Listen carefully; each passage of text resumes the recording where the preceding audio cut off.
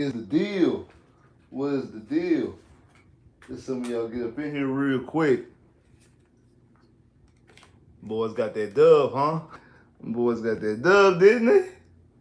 Yeah, make sure that light bulb when y'all come through. Make sure that light bulb when y'all come through.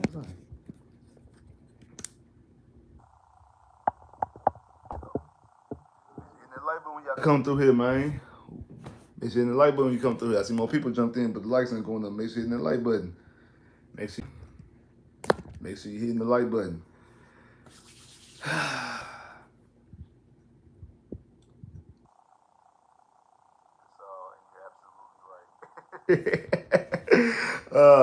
What's the deal, man? Hey, so the Texans won. They got the dub. They got the victory. As most of us pretty much expected to the game that the Texans were going to win. But like I said on Friday during the pregame, that it was going to be a close game. It was going to be a closer game than we think it should be. Like on paper, but by the numbers, by the statistics, on paper, by personnel, by record, all the things that you've seen that this game shouldn't even been close. That this should have been what I was saying all week. Should have been a slump buster. It'll get you out of your slump. And we should have been able to put up a whole bunch of points, put up a whole bunch of yards, and completely just dominate and control this game from start to finish.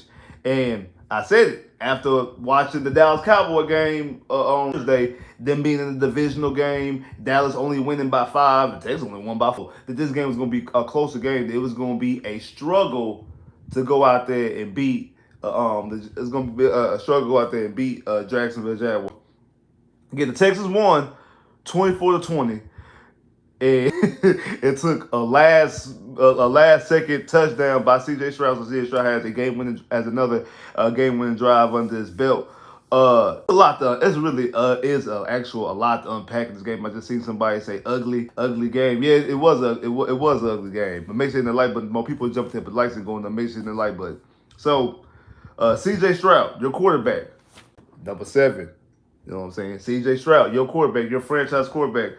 27-40 for 67.5 completion percentage, 2 touchdowns, no interceptions, had a quarterback rating of 110.9, over 8 yards per attempt. Cam Akers got the start on the ground because no Joe Mixon, no D, had 13 rushes for 53 yards. Nico Collins is that one. Like, we need to sit up here and have a conversation about Nico Collins actually being the best receiver in the league. It's time that we have this real conversation that Nico Collins might be the best receiver in the league. Targeted 15 times, had 12 catches, 151 yards in the touchdown. Stephon Diggs was targeted 9 times, had 5 catches for 69 yards, and had a 6-yard rushing touchdown. It was probably one of the most cleanest touchdowns I've seen. Like, that was a clean touchdown. I gotta give Stephon Diggs his card on that one. That was a clean touchdown. Dory came through in the clutch as a receiver. Targeted 4 times, little quick dump offs. Had 40 yards and a touchdown. And that 30-yard reception he had when he got caught on third down and got the Texans a first down was just a clean clean play by him. But hey, absolutely a good play by Dory. On the Jag side, Trevor Lawrence was 18-33 for 54.5 completion percentage. Only had 169 yards, but had 2 touchdowns, no turnovers. Had 7 rushes for 90 yards. Christian Kirk was targeted times, had 7 catches for 61 yards and a touchdown. Brian Thomas Jr. targeted 9 times, had 6 catches for 86 yards and a touchdown. 2 huge things in the game. I see more people jump to him. Make sure you hit that like button. 2 huge things to come up about this game. Start off rocky with the whole muff punt. I don't know why I don't think Steve Sims is going to be on the team by the rest of the week because the one job that you haven't been doing well. Now, I knew that Steve Sims was going to be on the team. When people were like, that Steve Sims was going to get cut, I knew that Steve Sims was going to be on the team and he was going to be the Texans' primary returner. The problem is, he's not good at the Texans' primary returner. And maybe we may, as a Texans organization, and me, myself included, I'll put myself into that maybe we made a little bit too much of that punt return that he had against the Ravens, the only touchdown we had in that Ravens game, then maybe we view that a little bit too much. We give that a little bit too much credit for that play. Like we gave that a little bit too much credit because I knew he was going to sign him. Once we re-signed him, I knew he's going to be on the team. He's going to be on the roster. He doesn't need to be. He has not given you anything dynamic, anything extraordinary on the return side. And then he gave them a free 7 points by muffing the punt today. Once I forgot, was it after I think it might have been after the Dari reception. The next play, the very next play after that, like we did like a jet sweep to him and he didn't yard. I'm like, why is Steve Sims even out there on the field? Like why? And then he had a penalty later on in the game. Like why are we out here giving Steve? Like why is Steve out here like that, man? Why is Steve Sims out here like that? And shout out to that boy Chris for the Super. Definitely appreciate that. Oh, I hate when I do that. I hate when I do that. There. Shout out to that boy Chris for Super Chat Love. Colts got the win against an undefeated Steelers team. Let's not forget the Texans come into the season with the stack offense. It was going to dominate yet. Yet we are struggling to be the trash, mediocre teams. Shout out to Chris for Super Chat Love. When I seen that the Colts were winning, I said jump in here because Chris love to be in here when the Colts win. Shout out to Chris for Super Chat Love. You're right. When you're right, you are absolutely right, Chris. The Texans had a stacked offense, and yet they only put up 9 points against a good Bears defense, but wasn't able to do anything offensively because they keep shooting themselves in the foot. And then the same thing today, because I was about to get into that after I talked about the Steve Sims thing, but part of the reason why we keep getting in our own way. Every time CJ is making plays with his legs, we seen CJ make a lot of plays today with his legs. Got called back for penalties. We seen CJ make arm last week and this week get called back for penalties. We getting key first downs, getting called back for penalties. Dari's making plays, getting called back for penalties. Cam Akers making a big run, called back for a penalty. This team is completely, highly undisciplined, specifically offensive line. Every single offensive lineman today got called for a penalty. If it's a hold, if it's illegal, if it's not lined up correctly, if it's a false start, we keep on shooting ourselves in the foot offensively. Offense is supposed to be it's supposed to be our trump card, everything. We're supposed to walk into every single stadium this year and have, at the very least, we should be walking into every game this year. At the very slightest, have an offense that can go toe for toe with the opposing offense, if not just be flat out best offense on the field. All 17 games, because the only one that you could probably say is really Kansas City, Detroit. Who else got real good offense? Buffalo and Miami going into the season. Those were the only teams that in Green Bay going into the season that they're right on par with them. If it's like splitting hairs. But everybody else on the roster, you're supposed to have a flat out better offense than them. The Vikings too. But we go into the season, we didn't really know about what they were going to go into the season. We didn't really know about them even having a rookie quarterback or what really was Sam Darnold. I'm talking about because how good it was. Pat Mahomes with Kansas City, Josh Allen with the Buffalo Bills. Like those schools, and even Dallas going into the season. Like again, these best offense are looked at the top offenses in the league. And again, people thought that Buffalo was going to take us back. And that's next week. We're going to have to talk about this Buffalo Bill game because that's not going to be a fun conversation come Friday when I do my preview. Offensively, we have the pieces. Offensively, we be moving the ball, but we can't score points because we constantly shooting ourselves in the foot every single time. Every single time we move the football, we shooting ourselves in the foot. Every single time. Every single time. And it's frustrating and it's maddening because you sit there, you look at what your quarterback is doing. They said that CJ is he's third quarterback in NFL history to throw for over 3,000 yards in your home start. The other two or Kurt Warner, who's a two-time MVP, league MVP, and a Super Bowl champion, and been to Super Bowl with two different teams as a starting quarterback for Super Bowl for two different teams, and in a non-passing era, also had the top three passing performances in the Super Bowl until obviously we got to a passing era and the yards exploded. And then the other one is Patrick Mahomes, who's a multi-time two-time league MVP, three-time Super Bowl champion, three-time Super Bowl MVP, and has been to four Super Bowls. So we're talking about two guys who are, and again, Kurt Warner's also a Hall of Famer, and we all know that Pat gonna be a Hall of Famer as well. We're talking about two guys that throw the football in the air and put up statistics and have won championships. Both of them collectively have been to a collective with five, no, a collective seven Super Bowls collective to seven Super Bowls collectively. They have four MVPs collectively. They have four Super Bowl MVPs collectively. They have four Super Bowl championships collectively. That's the era that CJ's in. And I'm not shocked about that because I said this last year that I think that CJ's just going to be one of those prolific passers. Like CJ's going to be one of those guys. He's going to be a guy that's going to have he's gonna be a guy that's gonna be top 5 in passing yards. Now he might not lead the league in passing yards every year. He might not have the most passing yards in the season, but he's gonna be consistently on the consistent level a guy that ranges top 5 in passing yards. He's gonna be a guy that when he hangs it up, when he retires, that he's gonna be like in the top 10, top 15, top 20, top 10, possibly even top 5 in passing yards. Probably will be the top 5 because of the way the numbers and the passing yards are going to be able to be up there and be a top 5 passer when it's all said and done. Definitely a top 10, more than likely a top 5.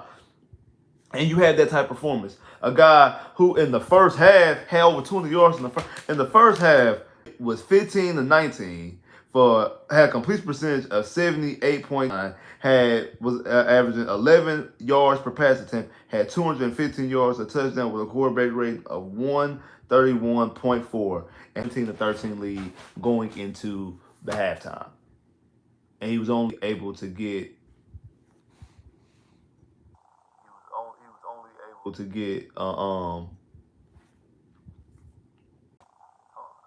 his yards. He threw 340 yards. My bad. I forgot his yards on that. CJ threw for 340 yards. But was only able to get slightly over 100 yards more in the second half. Like the Jags defense was able to shut down Texans offense in the second half, mostly because anytime the offense got anything going, they couldn't.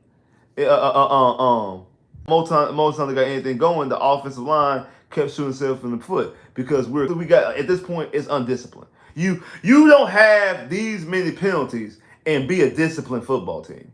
You don't have these many penalties in football team. You cannot beat the Kansas City Chiefs, the Detroit Lions, the Buffalo Bills, the Baltimore Ravens. You're not going to be able to beat those teams playing this type of football. I said this when we played the Bears, that you put touchdowns on. You can't get threes. You got to score touchdowns. This game could beat the Jacksonville Jaguars. It could beat the Indianapolis Colts. It can beat the Titans. It can beat the Chicago Bears. It can beat those teams. It can possibly beat the New England Patriots. You're not going to be able to beat the Detroit Lions, the Buffalo Bills, the Kansas City Chiefs, the Baltimore Ravens, and you're not going to and you probably maybe even beat Dallas. You're not going to be able to beat those type of teams if you're not putting on touchdowns. And the reason why we can't get into the end zone is because every time we get close, flag. Every time a big play happens, you're looking for a flag. You're looking for a flag. You're looking for a flag. You're looking for a damn flag. Every single time. And I don't know what D'Amico has to do, but D'Amico has to get this corrected. Because you cannot be a championship level team and go up against other championship level teams and play this style of football. You cannot play this sloppy style of football. So like I said last week, they need to be practicing and playing inside the Astrodome. They don't deserve to be putting on these new fancy jerseys. They don't deserve to be putting on and inside the stadium with the roof open. You know, I know the roof is closed today. They don't deserve that. The way they playing, they do not deserve that. What they deserve is to be playing in the Astrodome. They deserve to be in the sloppy, nasty, stinky, dirty Astrodome. That's what they be playing in. That's what they need to be playing in because they're playing like trash. You want to act like trash and play like trash, we'll treat you like trash. This completely undisciplined football will not get the Texans where we want to go and where they need to go and where we know they can go. It's not even a thing. When you look at this offense, you know, you can see it. You can see the way the way Nico is playing today. Like I said, he already came into the season. He already came into this week leading the league in receiving yards. I think he had like 338 or something like that.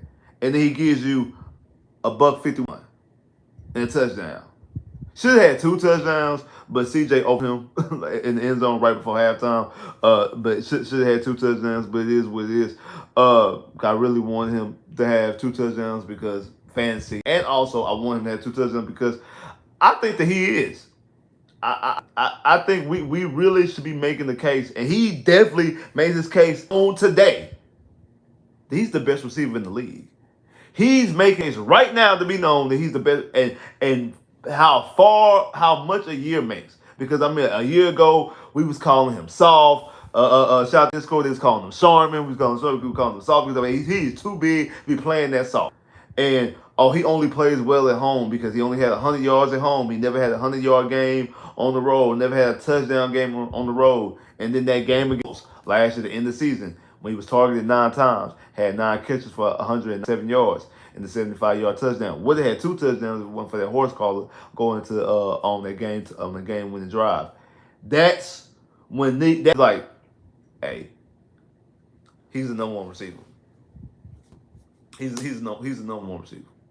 He's definitely the number 1 receiver, and that's the reason why I say, hey, you have to pay him. And the more games that have been played, Nick Caserio looks like an absolute genius, able to get Nico for get him under $25 million a year. Like he's got to get $24 million. That's why I said once he got paid, and then we seen what Jez got paid. I was like, oh, I'm glad he got paid. And people were like, well, he wasn't gonna get nowhere near what Jez was. Bull. If he didn't get paid, and he doing this right now, and end up leading the league in receiving yards. Bull, we are definitely talking about a $30 million a year. Absolutely. Absolutely, we talking about a 30-year a 30-year player. I mean, he got some pressures. I mean, that one incompletion that which I had was because of the Neil Hunter. I mean, yeah, I mean, quiet day. We didn't get the Trevor Lawrence. Like we really didn't get the. I know what you call it had what's his name? Eric Murray. Eric had a sack. And Eric Murray had a great game. To be honest with you, to be honest, like Eric Murray played well. I mean, all the gripe that we had about Eric Murray when Eric Murray first got signed, I think he was put in a bad position. Obviously, they paid him all that money to be like the starting corner or safety, or whatever it was when they brought him in, and they thrust him in that, and that's not what strong suit is. The way that he's been used now, the way that D'Amico has and Matt Burke have been using him for the last 2 years, Eric Murray is has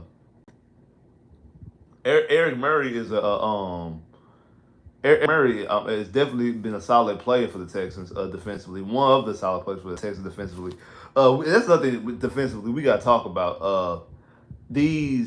Why we keep playing so far back, like Stingley and Lassiter.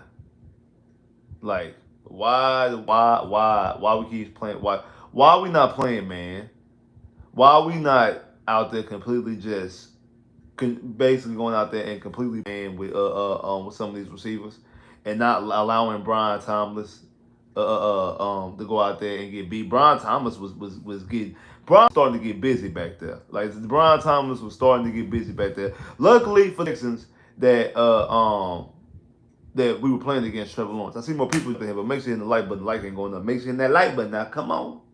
may say in that light. But luckily for the Texans, that Trevor Lawrence is on the other side. Um, and the thing is, Trevor Lawrence actually didn't have a terrible game, but Trevor Lawrence played like Trevor Lawrence. Like Trevor Lawrence, like I mean, he just have bad throws, untimely throws. The football's going over receivers' heads, it's going to receivers' feet. It's not a catchable ball. Like Trevor Lawrence is not a good quarterback. I've told people several times. Uh, and people laugh when they signed Trevor Lawrence, talking about it was a mistake. Again, Trevor Lawrence getting paid wasn't the. I'm gonna keep saying it. I think the mistake for Jacksonville was drafting Trevor Lawrence in general. I think that was their mistake. They just happened to be bad in the year where Trevor Lawrence was the best quarterback prospect coming out of the draft. That that's it. Like they just happened. Like, they were bad when it was when it was a quarterback to take for real. Like that's all it was. Like they were just bad when it wasn't a good quarterback take. Just like with Tennessee and Tampa Bay, they were bad when it was Jameis and what you call it. When it was Jameis and Mariota. They wasn't bad when it was Pat and Deshaun. They were bad when Josh Allen was available. It wasn't bad when Joe Burrow, Colin Murray, like they just were bad.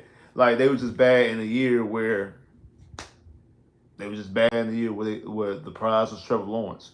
And hey, because that draft is what Trevor Lawrence, Justin Fields, Matt Jones, Zach Wilson, and Trey Lance. Like that. Those are the quarterbacks that were taken in the first round. Those were the quarterbacks, and probably Trevor Lawrence is the best of all of them, I guess.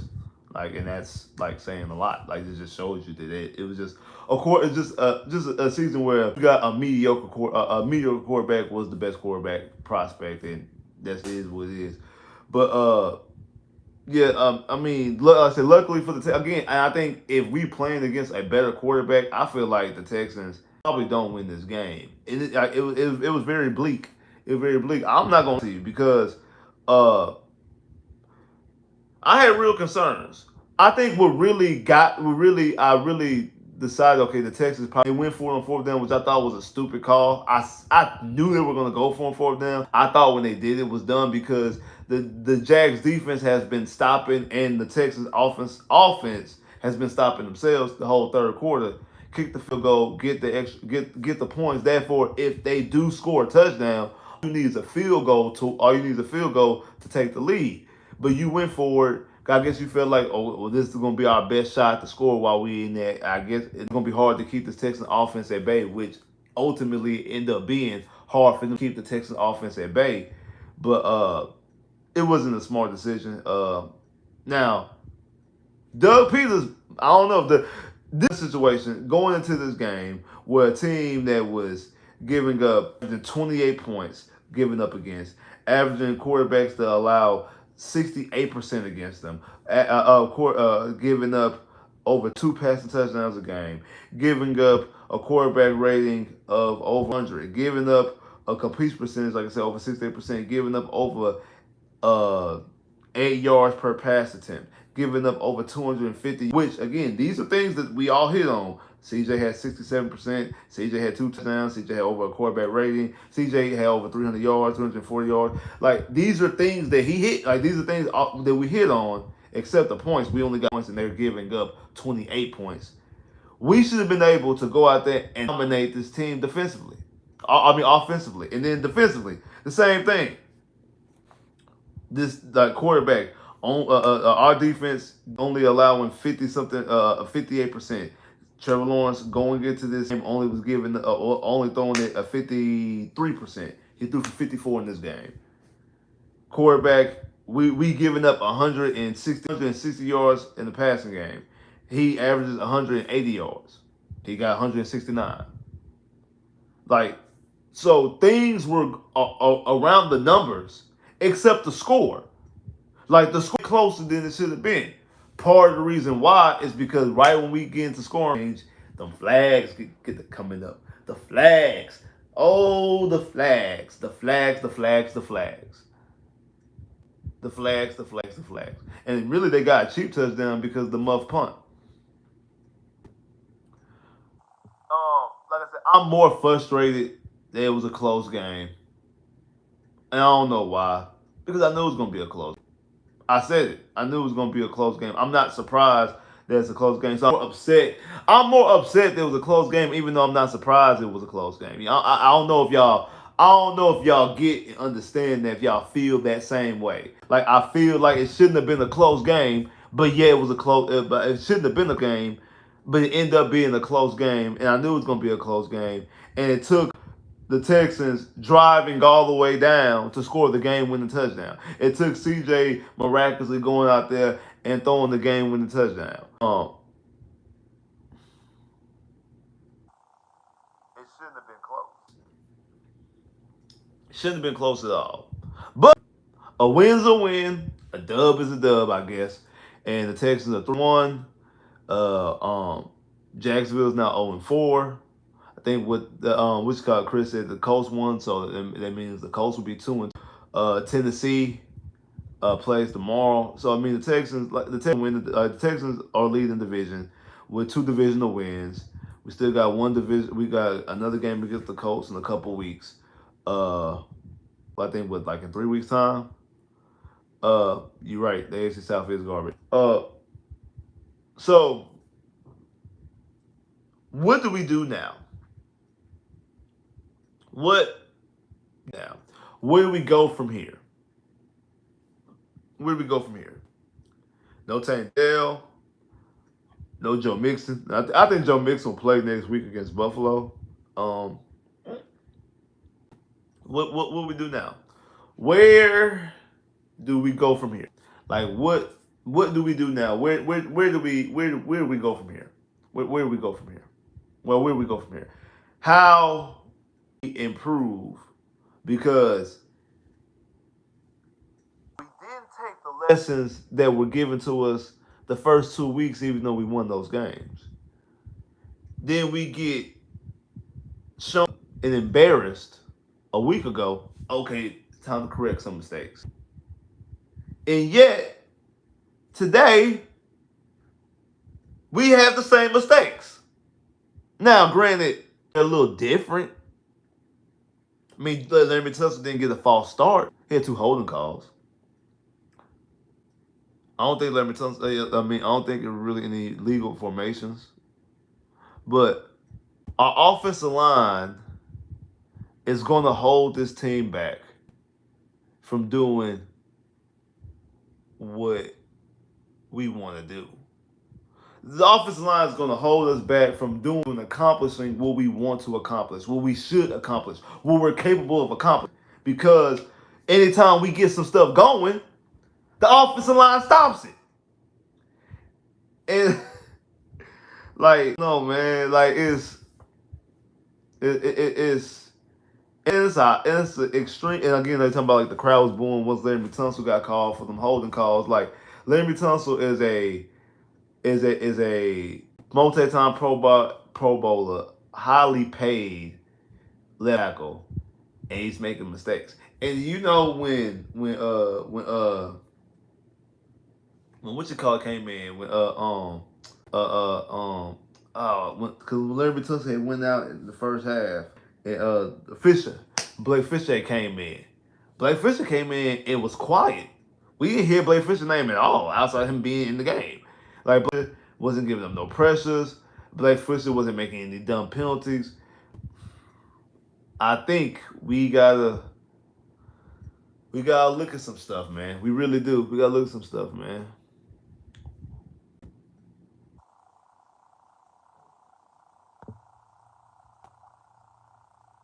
Oh, the Suns didn't commit a penalty. Yeah, you know you're right. I don't think I heard a Juice name. You might. Yeah, you're right about that. These false starts are a habit. It's really hard to break.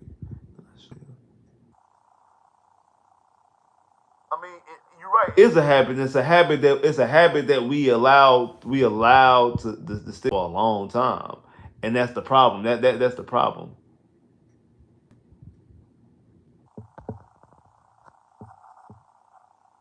Buffalo gonna beat Houston. Hey, Beat might not even be the word. Keep playing like this. We keep playing like this. We keep playing like this. I don't know what that's gonna be like. Bobby bad play calls, flags. Hey, the thing is, yeah, like cause like I didn't like that what you call it. Now I'm actually not even all mad that mad at Bobby today because like we really just couldn't really get nothing in a groove because of the penalties. So I don't even know if Bobby's plays were even all that bad today. Honestly, I don't even think Bobby's plays was really all that bad today.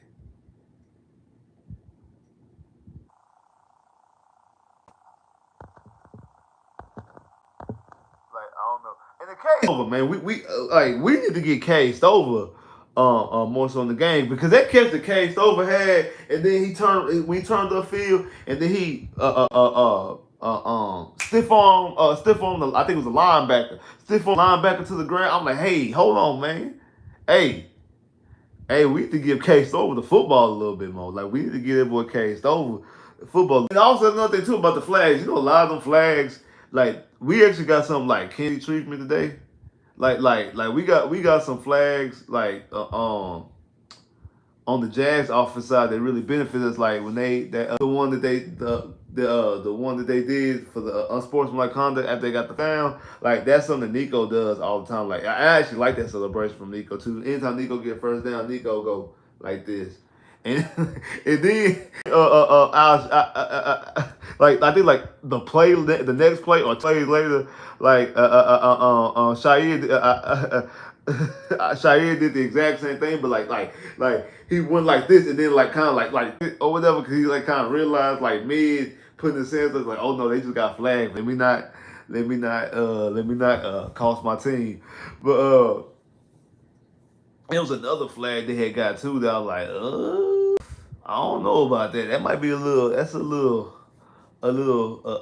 tic tac, a little tic tac. Now, one thing I will say, that Brian Thomas catch that we challenged was not a catch. That was not a catch. That wasn't a catch. That 30-yard catch was not a catch. I'm sorry. It wasn't. I'm sorry. It wasn't a catch, y'all. Like he caught it and he's going. You have this was told that you have to catch through the it has to be caught through the process. Got to be a process of a catch. You got to survive the ground. You got to survive the ground. If you go to the ground, you have to the ground. He went to the ground and he did not survive the ground. It wasn't like he fell on the ground and as he was getting up. Because I've seen that happen. I've seen a receiver getting up off the ground and then that happened to Calvin Johnson. It happened to Eric Foster. It happened to I feel like it happened to Owen Daniels. And if it wasn't Owen Daniels, it was Joel Dreesen. It was one of the two tight ends. It happened to us. The dad's catch, exactly. We these guys like catch it and they're getting up, and the ball come up as they're getting up. This dude catches and hits the ball. The ball hits the ground up. That's not completing the process of a catch. That's not maintaining the process. I don't get it. I don't think it was a fumble because a ground cannot cause a fumble, and then he hit the ground, so the ground does not cause a fumble. So I get it not being a fumble, but that wasn't a catch.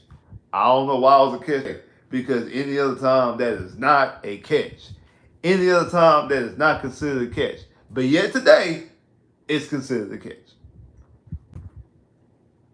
Yet today, it's considered a catch. Any other time, it's not considered a catch, but yet today, it's considered a catch. I don't know. I don't get it. That's news to me.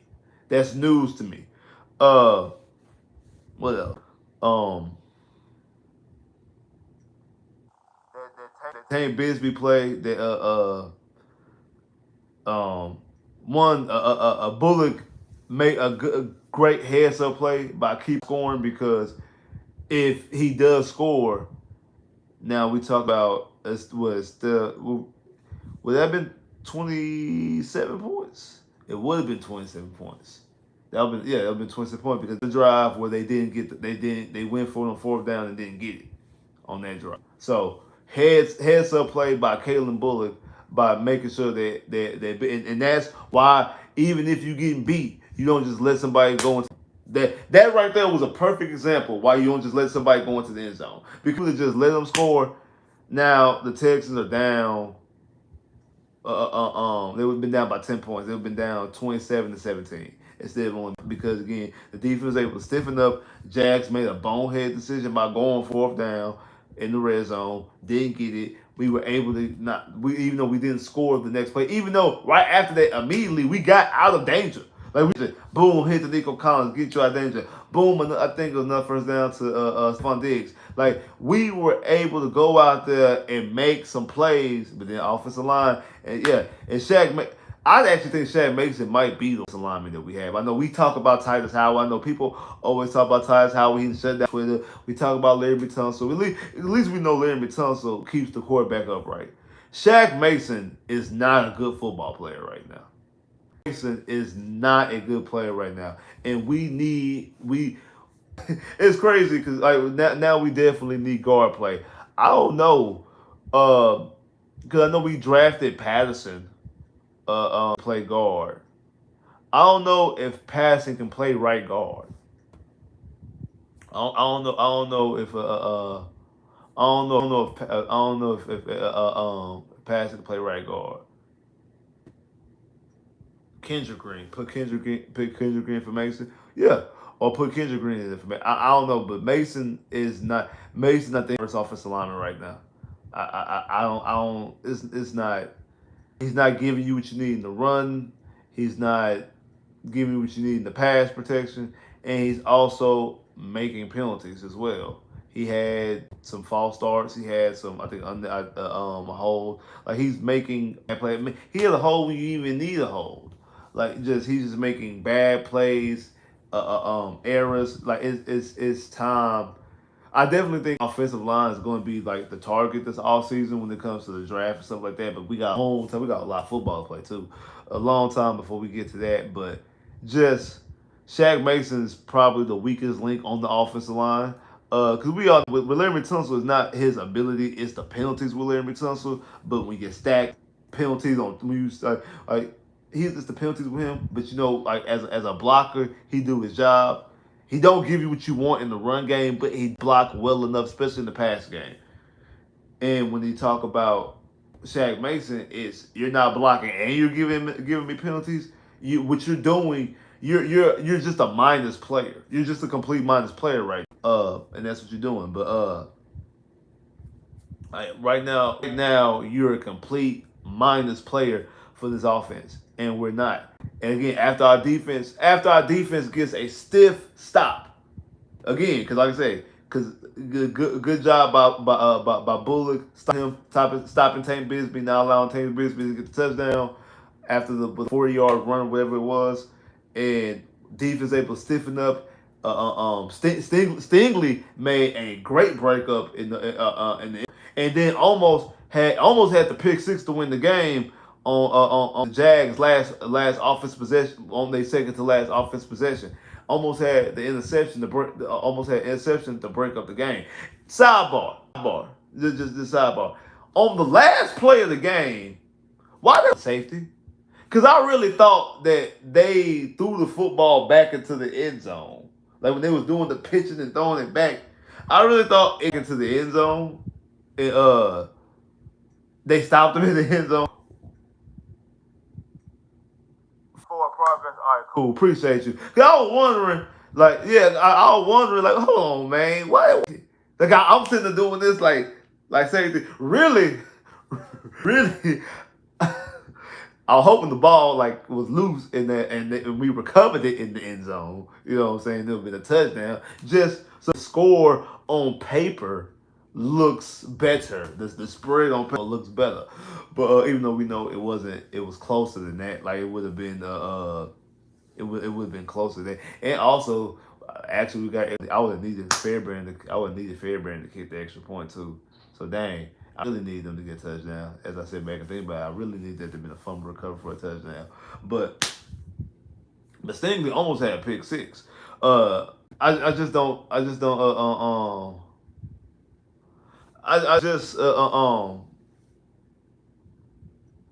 But like I said, that was a sidebar. But yeah, but Great job defensively, just stopping them on their drive in the end zone after the Tank Bigsby a big play like Hingley play with a good pass breakup and them boneheadedly going for it on fourth down. Texas defense able to make a stop. We got the football on the 1 yard line, moving and grooving. Like we was out there moving and grooving. Like I said, Nico to Higgs, Dari. Like I said, Dari. People like, why we got 4 running backs? People was upset that we had 4 running backs. People were upset about, again, we already knew about Joe Mixon. Everybody, the camp favorite Cam. People did not want DP to be on the team. I knew that DP was going to be on the team. And then Dari. People like, okay, people like, Dari going to get cut. Why we got Dari on the team? One, because what Dari does special team wise, Dari does a lot. Is a big contributor on special teams. That's the main reason why Dari's on the team. But we're 4 weeks in. We don't have for the last 2 weeks. We don't have our top 2 running backs. No Joe Mixon, no DP, and you need you have Cam being your starter, and then you got Dari making a lot of plays. Like I said, that catch he had on, was it 3rd down or 2nd down, whatever it was, and he made that 30-yard catch, got the 1st down, and then got some yards. I mean, Dari made plays. Dari was right there anytime that CJ was dumping the football off in the flash. Like I said, he dumped the football off to him 4 times. Dari came with all 4 catches. Dari was making plays, and Dari hit that little stutter, and Dari be hitting a little stutter. Dari go, hey, I like Dari. Like Dari be making plays. Like y'all be talking about Dari. Hey, Dari be making plays, y'all. That's the reason why the Texans kept 4 running backs on the roster. That's the reason why Dari is still on the roster. That's the reason why he's still on the roster. Like, because when you need him, when you got call number 33, he picked up. He answering the call. You call 33, he answering the call.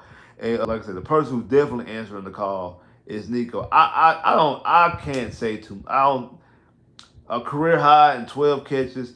And we was talking about this in the Discord earlier this week. And shout out to everybody that beat the Discord, man.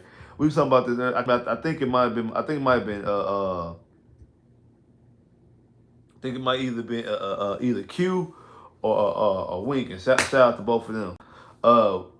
Said that Nico needs more target.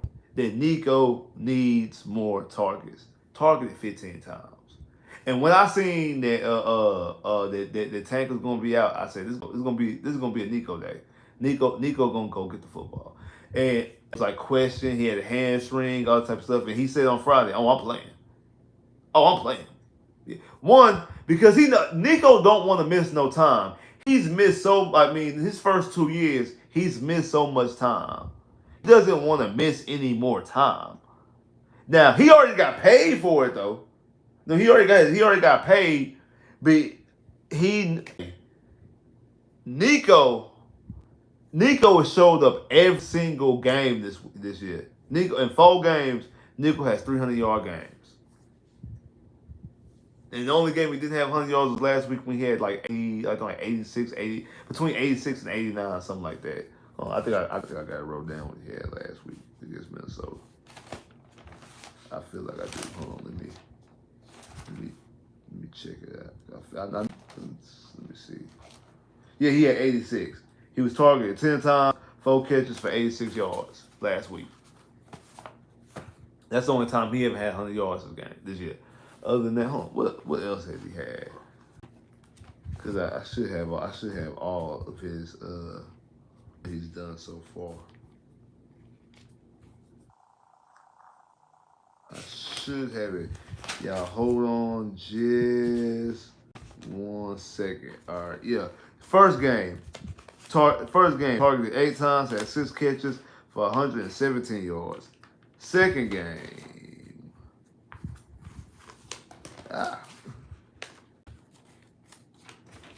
Second game, targeted 10 times, had 8 catches for 135 yards and a touchdown. Last week, targeted 10 times, had 4 catches for 86 yards. This week, targeted 15 times, had 12 catches and 51 yards and a touchdown. So you guys, that's the season high. His high is his 51 yarder. already came into the season leading the league in receiving yards.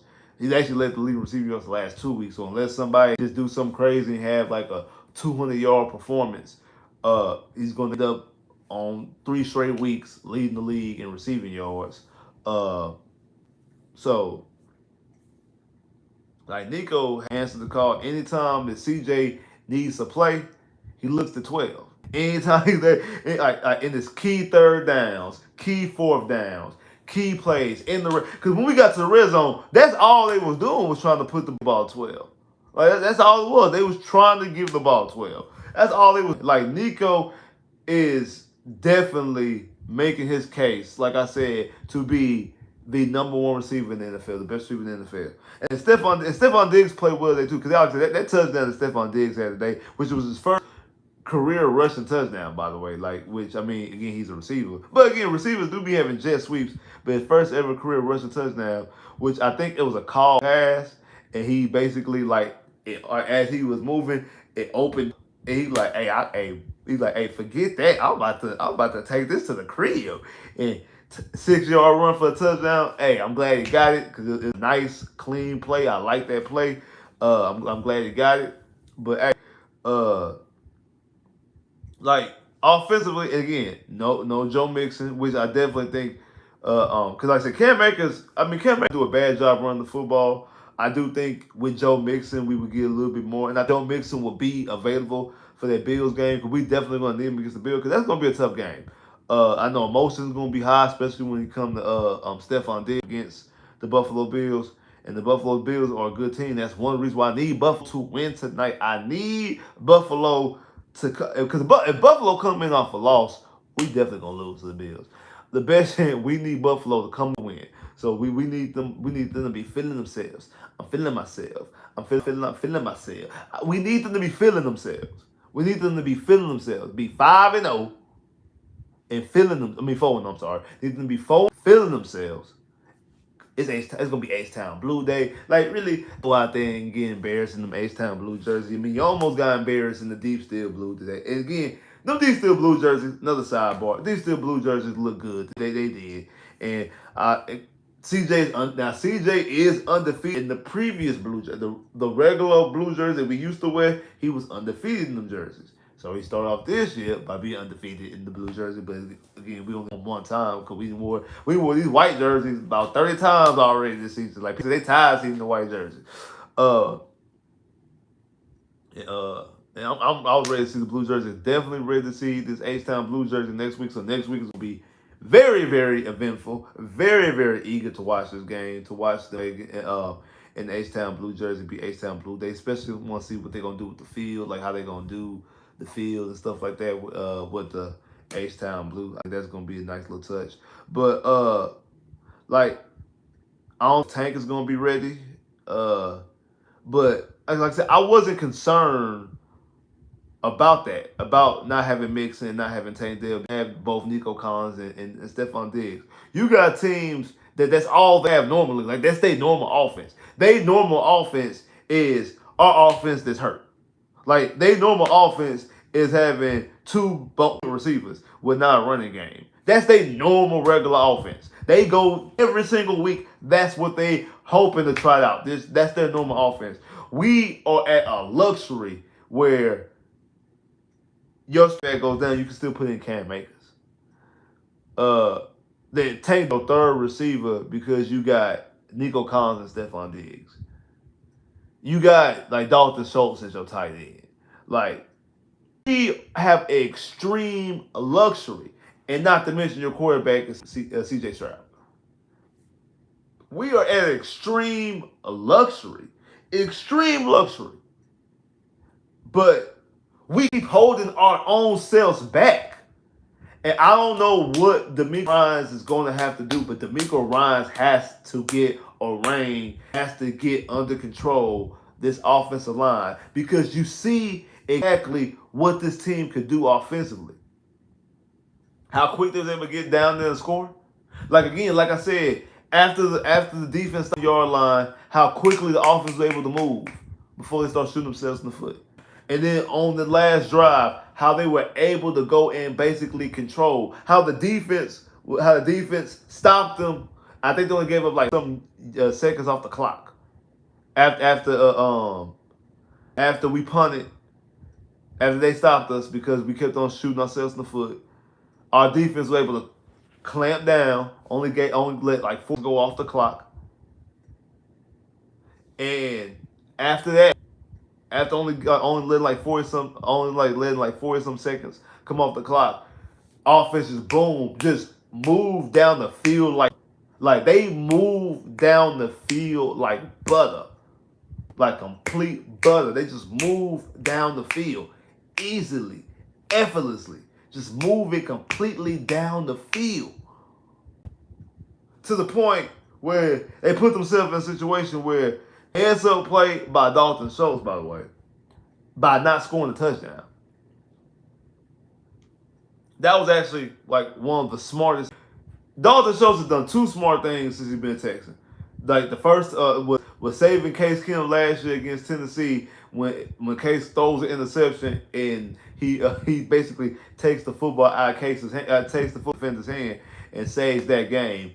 And then right here, because if he would have scored right there, they would have got the football back. I think with like a minute left, down by 4.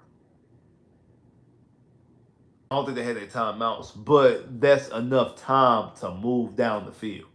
No, you get the first down because it was 3rd down. You got the first down. Now you because we run all the way to 30, but then we called the timeout. Then CJ tried to run because then now you letting the clock run. You ran all the way down to 30 seconds. All right, boom. So now even we do score a touchdown and we take like 5 the clock. Then you got the return. Now you're talking about probably another 5 seconds. So you're talking about giving them the football back with 20 seconds.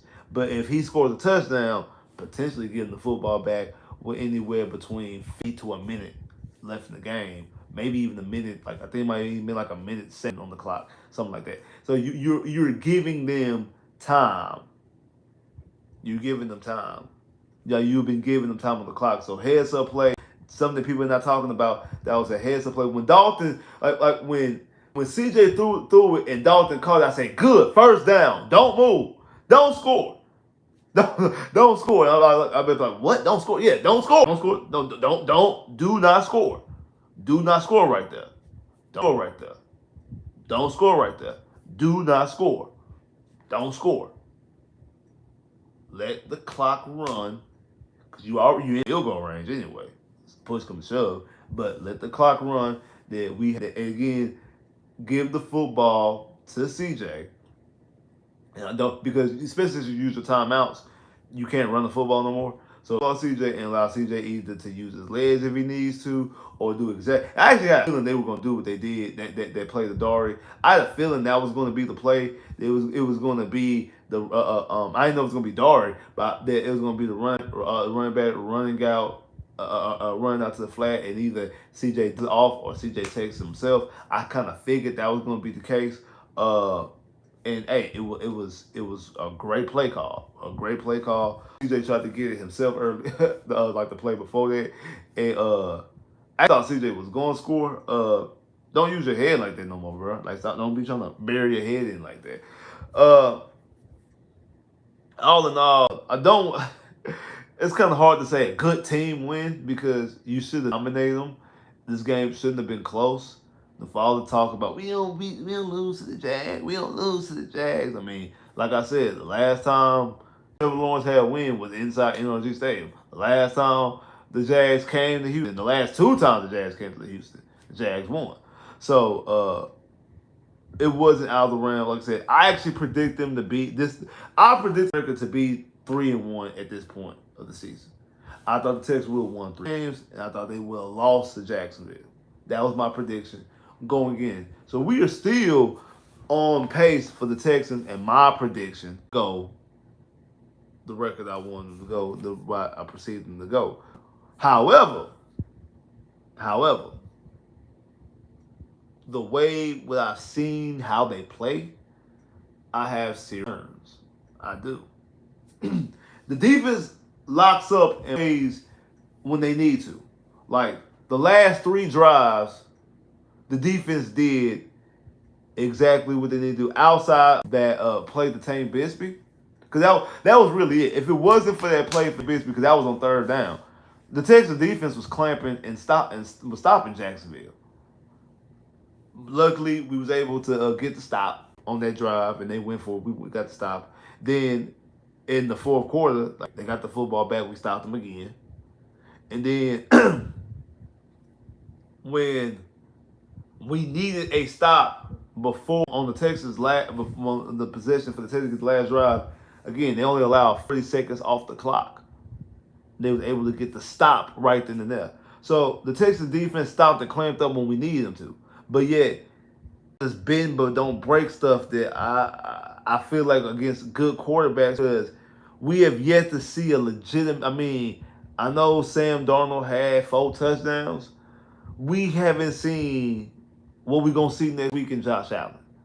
We haven't seen what we eventually will see against the Chiefs. We haven't seen what we'll see against the Detroit. We haven't seen that yet. So I'm concerned if we can hold up like that. And the thing is, cool, even if that is the case, offensively, we can go toe for toe with all these offenses. If we either we gonna be better than these offenses, or we gonna at least go toe for toe for them. And from a skill position, right? From a quarterback position, absolutely. It's the offensive line and the play calling that we have questions about. Because I have no question about CJ making plays when his number's called. I have no questions about Nico Collins or Stephon Diggs. And when Joe Mixon comes back, I have no questions about that. It's the offensive line, either A, going to be able to run block, or B, not shoot themselves in the foot with pre-snap penalties. I don't know what they're going to be able to do. And that's the problem. That's the I don't know. That's the problem. It's so frustrating. It's so frustrating. Because defensively, you see exactly what this team is capable of doing. The points they can put on the board. The way they're able to move the football. We see it. We know it. But we also see this offensive line, boom, boom, boom, boom, keep shooting themselves in the foot. Keep holding themselves back. Keep holding themselves back. Keeping what's stopping the Texans offense is the Texans offense. So sad. Petrie made that play at the end.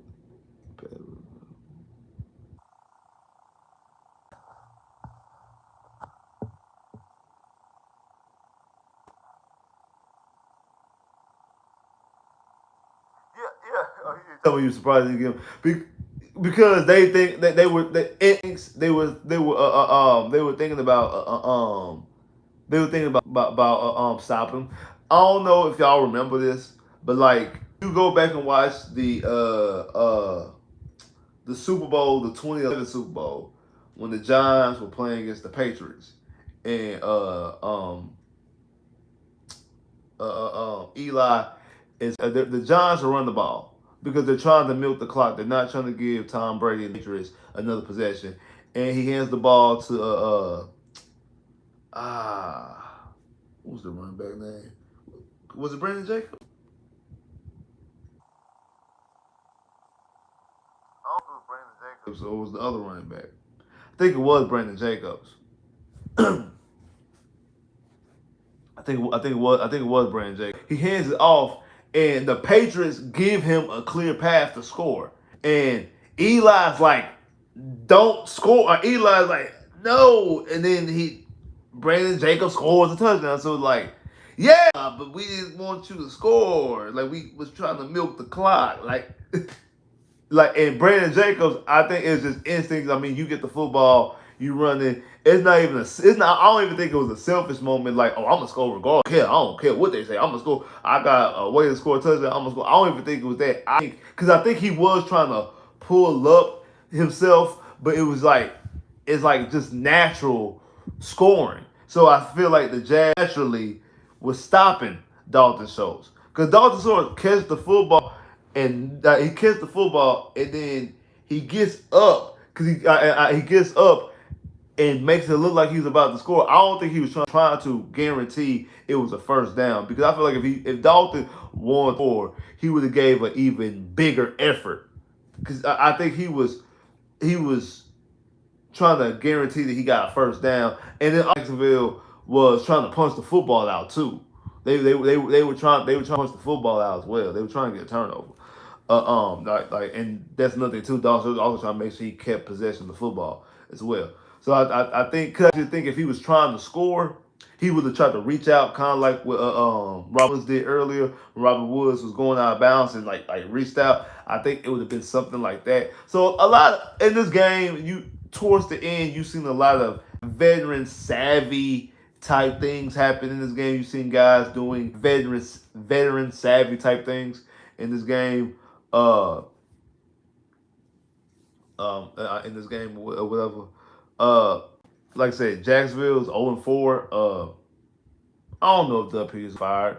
Uh, he should, but then again, they got in a close game with the Texans, so who knows? He might be. What's his name? I don't want to say Shaka Khan. I don't know why. I don't know why I want to call that man that. A Farrakhan or whatever his name is, whatever the owner of the Jags name is. Uh, he might look at it and be like, you know what? Hey, that was a good game. We're trending in the right direction because that's the Texans over there. We're trending in the right. The Texans over there. We're going to win. We're going to get out of this.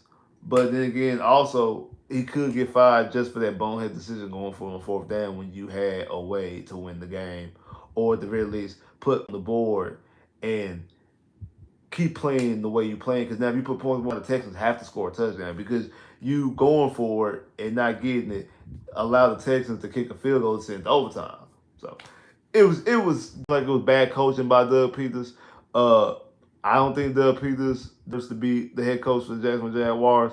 Uh, just doesn't make any sense to me. Uh, I don't know what the Jags. I mean, uh,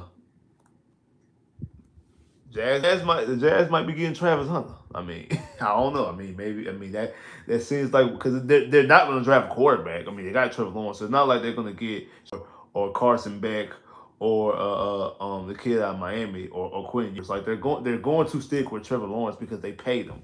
So yeah, they probably going to draft Travis Hunter. Going to draft Travis Hunter, and I don't know, and maybe with Brian Thomas and Christian Kirk, they can utilize him both. They can utilize him more as a corner, and then also have packages and plays where they can use him as a receiver as well. Who knows? I don't know, but definitely Travis Hunter probably. That's probably what Jacksonville's probably wanting. Like Jacksonville probably don't want to win no more games either. They probably want. They probably want to fire. They probably want to lose. Let us get fired and allow them to get a high draft pick and either draft a star player or possibly move on. Like, because again, it's gonna be some people in this draft. Like because of Carson Beck and with Quinn Ewers and Shador Sanders and a team that does not need a quarterback that has a pick that has quarterback potential.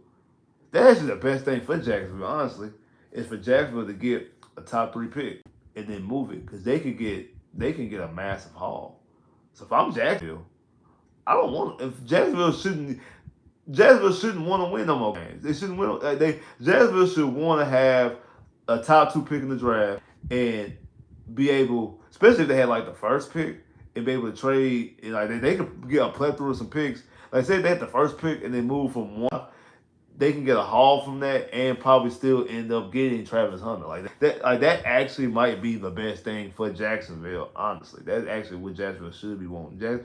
Jacksonville should, and potentially be bringing the head coach. But for the Texans being 3-1, looking at a potential, I'm not looking at a showdown with either a 3-1 Bills team or a 4-0 team. I wonder if that game gonna be. I know it's not gonna. It's not gonna be flex. 'Cause if I'm not mistaken, I think Pittsburgh and Dallas play Sunday night, so it's not gonna be flex. It's not gonna be flex to a Sunday night game. But I wonder if Texans Bills game can be put into like a game of the week situation where it's the most broadcast game, like the Denver game was last year. It wasn't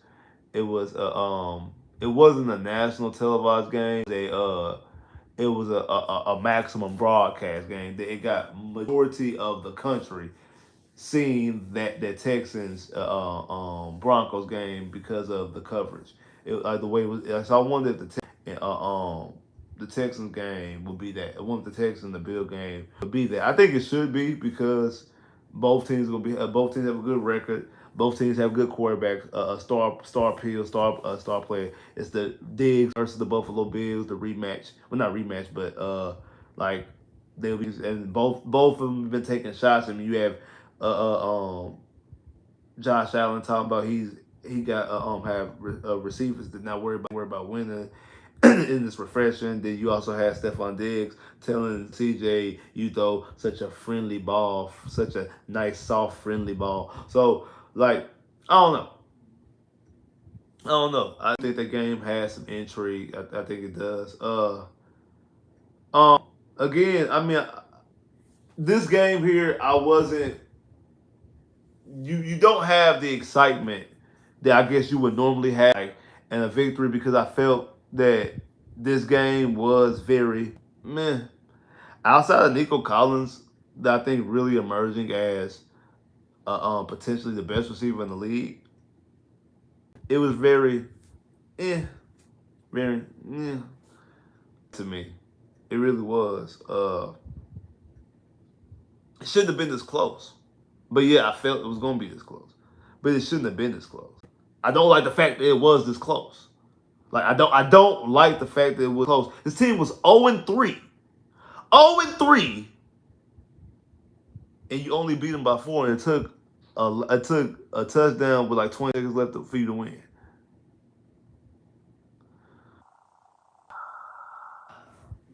And my boy Wise say, shout out to my boy Wise. Lexing's gonna Lexington. but man, it shouldn't have been that close. It really shouldn't have.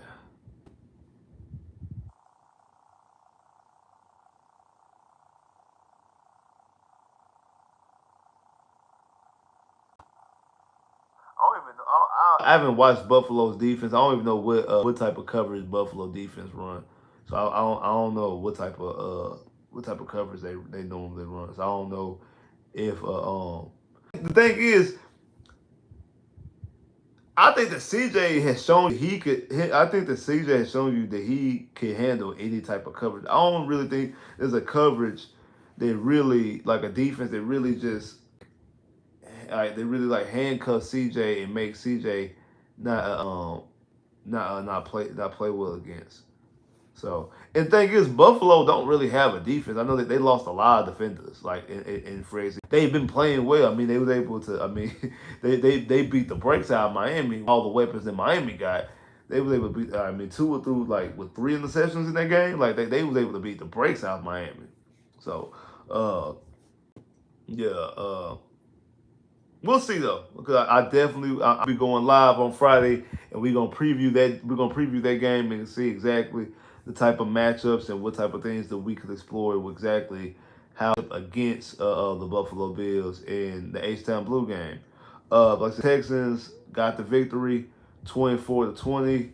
Like I say, CJ had just a CJ type day. 27 off of 40 attempts for 67.5 complete percentage. Had 340 yards, 2 touchdowns, a quarterback rating for 110.9. Collins targeted 15 times, 12 catches for 151 yards and a touchdown. Stephon Diggs targeted 9 times, had 5 catches for 69 yards and a rushing touchdown. Dari targeted 4 times, had 4 catches, 7 yards and a touchdown. CJ being the third quarterback in NFL history to have over 3,000 yards in his first 10 home games. The other 2 quarterbacks is Curtin Warner and Patrick Mahomes. Just Texans are 3-1, 2-0 in the division. Trevor Lawrence, 18 for 33 for 54.5%. Uh, and 69 yards and 2 touchdowns. Jags are 0-4. Uh, no, they haven't lost a divisional game except us. The Jags are 0-4 and 0-1 division, but they're 0-4 complete record. So it's gonna be hard for them to get back in it. I know people talk about like when the Texans started off the season 0-3. We did have division loss. We lost to Tennessee. We lost to the Patriots, lost to Tennessee, and then lost to the Giants. But then our first win, and again, that would have been the same situation for the Jags. Our first win was against the Colts. We won a divisional game, and then and then also actually we won 9 straight. And I'm not sure. I know we beat Tennessee. Did we beat Jacksonville twice? I beat Jacksonville because then we end up losing to the Colts. The streak ended against the Colts. But like you got, I mean, I don't know. I don't think they'll be able to get. I don't think the Jags are going to be able to dig out this hole. Especially with the Colts winning, they 2-2. I don't think the Jags are going to be able to dig out of this hole. I don't. I don't think the Jags gonna be able to dig out of this hole. And I think the Texans should still be able. I mean, we played the Colts. We already got to win against the Colts. I mean, we beat the Colts when they come to NRG and we sweep them. Uh, Texans should definitely be able to run away with this division, but we want more. And next week is really we really for real gonna see what's up. We're gonna see what's up for real. We're gonna definitely see what's up when it comes to this team next week. Uh, we're gonna see, man.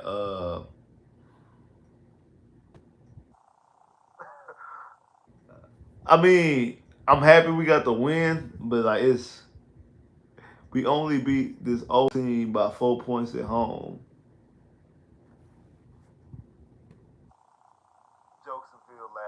And that's a good one. Jacksonville Jaguars. That's a good one, man. That's a good one. That's a good one. I mean, that's a good one. That's a good one. I like that one. I might have to use that one. I have to use that one. The Jacksonville Lag, Jacksonville Jaguars. I'm gonna have to use that one. I am. I really am. But you only beat them. But you only beat the Jaguars by 4 points. And like I said, it took a last effort touchdown, like with 20 seconds left in the game, to do that. What does that say about you and your team? Like that's the thing. Like all the like Chris said earlier, like all the hype and the gas that everybody was talking about the Texans going into the season, especially offensively, we'll be able to the dog walk somebody. We're supposed to be going. We have yet to have a dog walking performance. We have not been able to put nobody away. The thing is, like we the first 2 weeks we didn't put nobody away, and then the last weeks we haven't even been in position to put somebody away. So frustrating. But shout out to everybody that came through here. If you ain't hit the like button already, make sure you hit that like a little minute. I'll give y'all some time. If you ain't hit the like button, make sure you hit the like button. Hit the like button. Make sure you hit the like button. We'll give y'all some time.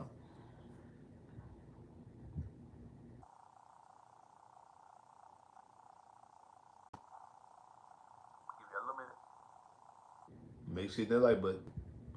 Make sure you hit the like button. We getting lit up by the Bills next week. We might get lit up by we absolutely might. I wouldn't be surprised. It wouldn't be, but I'm going to keep all that. I'm gonna wait to the season. I'm gonna no season. I'm gonna wait to Friday when I do my game prediction and say exactly what I feel about. Cause I'm be able to actually sit back and watch the Bills. Cause I didn't watch the Bills Jag game last week, and then the game against the Dolphins. I didn't watch that game either. Both those games I was at work. I was in the middle of driving, so I wasn't able to those games because I was at work. I was driving, but hey, I'm off on Sunday, so hey, I'll be able to sit back and watch this Sunday night football game tonight, and I'm very much intrigued on watching this team play. I want to see exactly how they play and exactly what the Texans can do to the team. Uh, but like I say, appreciate everybody that came through here. If you ain't hit the like rate, make sure you hit the like button. Shout out to that boy Chris for the super chat love. Even though I know he came in here to troll, but even though he trolled with a super chat. So at that because he's trolled with a super chat. So if you troll, even with a super chat, you be mad at that. So appreciate Chris for the super chat love. Definitely appreciate that. Definitely appreciate everybody that came through here to kick it with me after the game. Appreciate that. I apologize, and I'm sorry that it wasn't just exuberance and excitement because, man, we had the game win touchdown. Because if that was a game against a tough opponent, would have. I probably would have been more, yeah, we probably would have. But because that wasn't the case, because the team it's an 0-3 team, and you at home, and defensively, they did this complete mismatch for you. Like you completely had all the tools. It was a complete mismatch against them. Like you would have been supposed to be able to go out there and dog walk the team, and you didn't. So because of that, I wasn't able to be super excited that you had a last-second touchdown to win the game. I'm sorry. So I apologize for that. I apologize because the Texas offensive line kept shooting the Texas offense in the foot, making penalty after penalty after penalty every time the Texans was football. So because of that, I wasn't extremely excited to be like, yeah, we won. So I'm sorry, and I apologize for that. Now, next week, beating the Buffaloes in any capacity, you might get a different reaction. If we win that game on the last second touchdown against Buffalo, a different type of reaction coming to the live. But like I say, appreciate everybody that came through here. Definitely appreciate all the love. Make sure Friday, because some of y'all wasn't there, but some of y'all was there. So if you want, make sure if you ain't make sure Friday, probably around 7:30 is somewhere around there. We're gonna do a live preview. We're gonna preview the Texans versus the Bills. We're also gonna do a little dive into the rest of Week 5, the other games that happened the rest of the week. We're gonna talk about this well, but we definitely gonna jump into the game. We're gonna break down exactly what happened. So be live right here on this channel. On talk about, we're gonna preview the game exactly what we thinking. I'm gonna give a score prediction, things like exactly what's gonna happen. And after the game, immediately after the Texans versus the Bills game, right here, and we're gonna do a live breakdown, recap. We're gonna talk about the game, what we seen, what we like, what we didn't like, what we didn't like about the game, what some things been done better, what some things that we need to stop doing. We're gonna talk about all that. So make sure Friday live stream, y'all pull up. Sunday afternoon live stream, y'all pull up again. So make sure y'all keep pulling up. Make sure you like, you share, you subscribe, click that bell, get more videos. I holla.